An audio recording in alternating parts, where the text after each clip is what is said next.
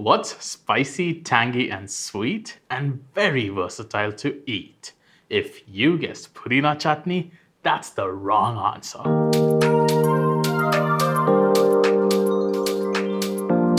What's up YouTube? Sam here from Samyara's Den, where Dilyara and I explore various recipes for the everyday you.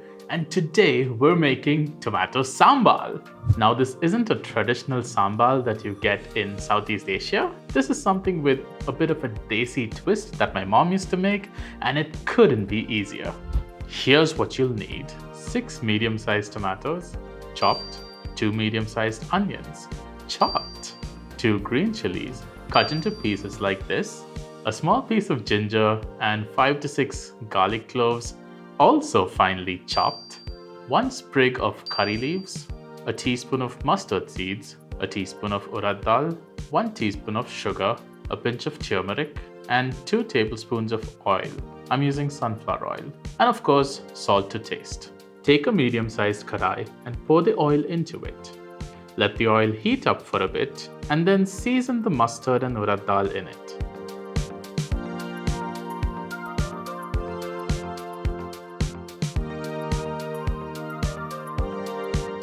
Once the mustard starts to splutter, add the onions and toss them around till the onions turn translucent.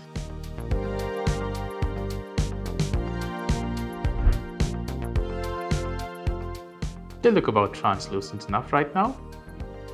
Now, add the finely chopped ginger and garlic and give them a good toss. Let them cook for about a minute.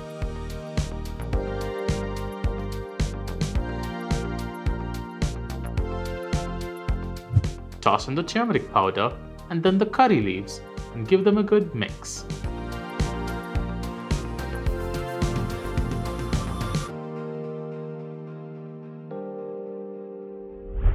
Once you get a good aroma from the kadai, add in the tomatoes and mix everything up nicely.